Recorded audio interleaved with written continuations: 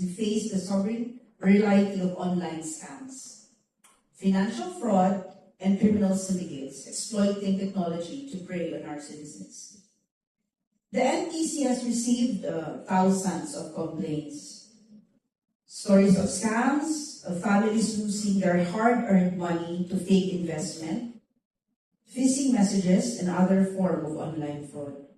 Even ako po nakakatanggap ng scam. I think kahit po sa atin dito may nakatanggap ng scam. Nagre-report na rin po ako sa NTC. So NTC can help me on this. These scams do more than drain wallets. They break trust in the digital world. Through collaboration of various government and law enforcement agencies, criminal cases against individuals have been filed.